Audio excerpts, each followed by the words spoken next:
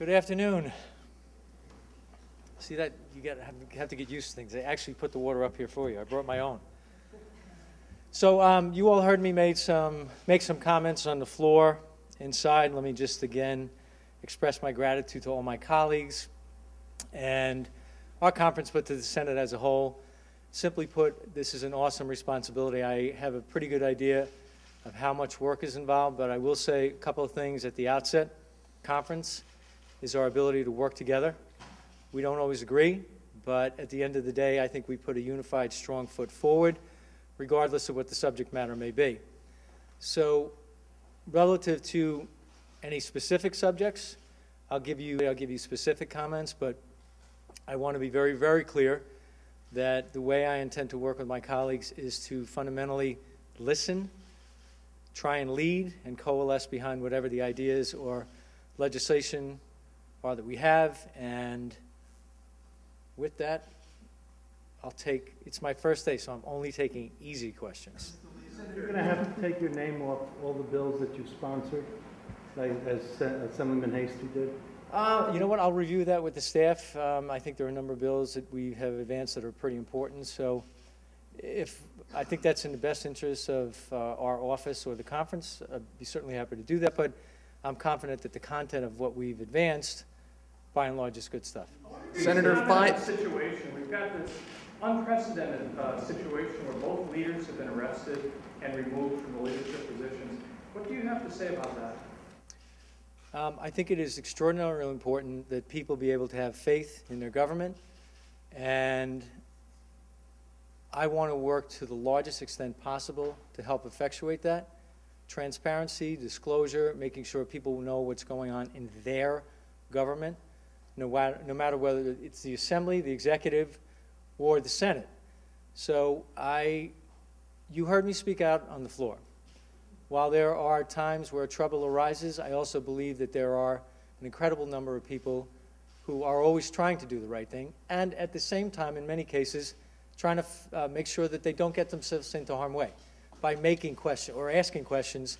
Hey, I'm going to be involved in something. Can you give me some guidance and advice? And I think that's, in my opinion, that's something that gets lost in some of this discussion. So every one of my colleagues takes these types of issues very seriously because you get painted with a broad brush, and I want to be able to be a leader and an ambassador for our conference in the sense that we are doing everything so that the public knows what we are doing it, how we are doing it, and equally as important, why we're doing it.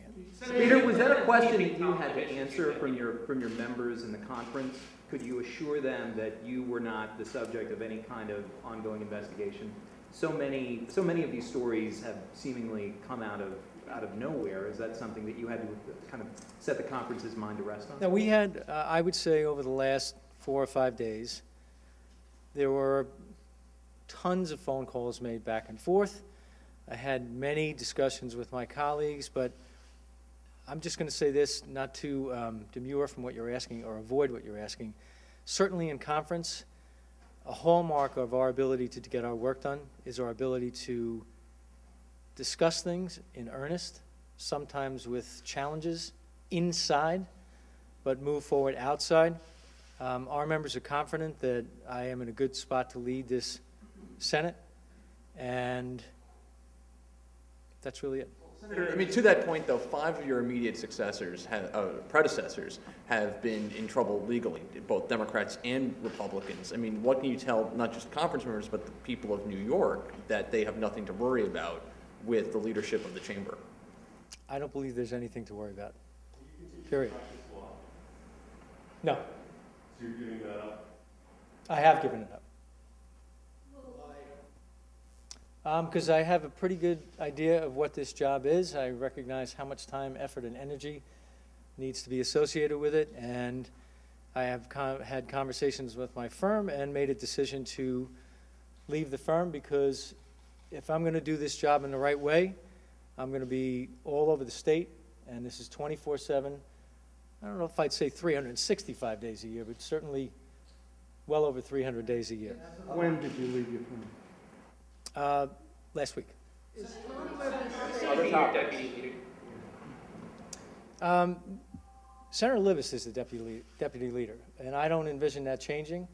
First of all, his length of service, his experience, his guidance, and Tom Libous may be in Florida, but he's no shrinking violet.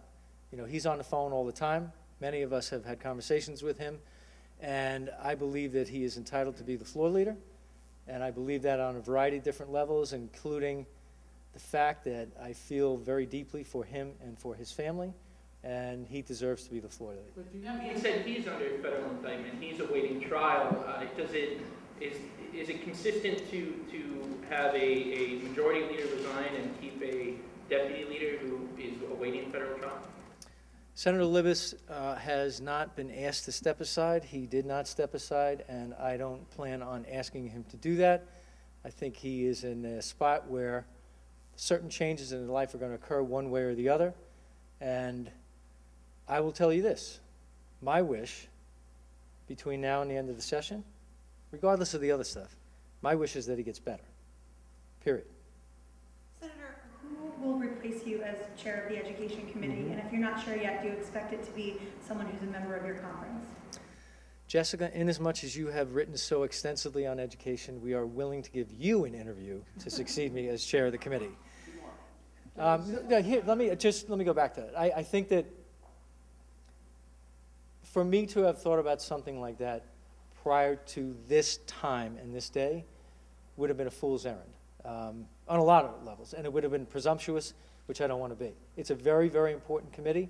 We have a number of talented people in that committee, and it is clearly something that will be discussed internally between and amongst the members, but I'm telling you right now, there is, I have no idea who will be the chair of the Education Committee, but I'm sure it will be resolved fairly quickly. Did you say you left your law firm last week? Your conference under Dean Skelos has had its problems with Mayor de Blasio. You've got a lot of key issues coming up on mayor control and rent regulations. A, do you plan on reaching out to the mayor and sitting down with him and seeing if you can get past it? And B, where are you on those issues? I would say a couple of things. First of all, I have spoken with the mayor directly at least once. We did have a very good conversation. I'm going to guess it was probably about a month ago. Have spoken to his administration, particularly on education issues. There have been a number of visits from the chancellor and her surrogates, if you will. I mean surrogates in a positive way. They brought up a number of people to show us what they're doing with the schools in the city of New York. I believe that that is a two-way street. I have no problem reaching out to the mayor, but given the magnitude of the issues and the gravity of the issues that they're speaking of, particularly now that there's been a change, I would be surprised if the mayor is not reaching out. And frankly, he should be reaching out not just to the Senate, but to the Assembly and the Executive, because there are a boatload of issues that are extraordinarily important to the city of New York and by extension to the state of New York. So, Spoken to Governor Cuomo yet? Have you spoken to the governor? Were you Dean Skelos' preferred choice for successor? And if so, how can you reassure voters in New York that you're not just simply more of the same or a continuation of his administration, so to speak? at the beginning and the end of the day, what matters is the vote that took place on the floor. We had unanimous consent, if you will. Everyone in our conference supported me. We had discussions internally. I was the preferred candidate of all 31 other members in our conference. And that's it. We had discussions internally, but the fact is, and the thing that matters, and the reason I have the opportunity to stand here before you is because we had a resolution on the floor, and 32 members supported that resolution. Do you view yourself as a break from Senator Skelos? Excuse me? Do you view yourself as a break from Senator Skelos? I view myself as the leader of this conference, and I view myself as someone who's supposed to be a spokesperson and ambassador for the things that we believe in. And I believe that we are at a juncture right now where we have a tight window of time. We have important and significant issues that need to be dealt with. So essentially after this, I'm going to be rolling up my sleeves. I would hope to at least speak with the governor and Assemblyman Hasty, if not see them today. And then I envision that I would have a series of meetings with my colleagues tomorrow to get a better sense, because when you sit in one chair, it's a lot different than sitting in the leader's chair. So some of the things that they will talk to me about, I'm sure, are things that I know generally, but we'll have to learn with some more specificity. What would you like to see in the Senate conference? What changes would you like? Francisco now, is will you get any kind of deputy leadership role in your administration, or will you remain just chair of finance? John DeFrancisco is one of the finest legislators that I've ever worked with. He's got a wealth of talent. He's got some sharp wit to go with it, which is always entertaining. But he knows his stuff. And yeah, I envision him playing an absolutely critical role. But back to the other question, Senator Libous is the deputy floor leader, and I don't envision that changing. Do I believe that before and now that John DeFrancisco is a critical component of who we are and what we do? Not even a question. So if it's finance, that's one thing. Senator DeFrancisco and I had conversations yesterday.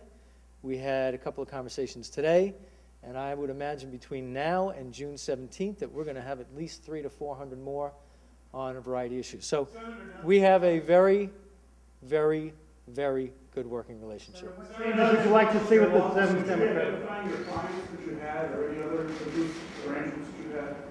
I'm sorry? Now that you've left the law firm, would you identify the clients that you had in previous years? Mike, I would tell you that I was, now and will be in full conformance with the disclosure laws, plain and simple.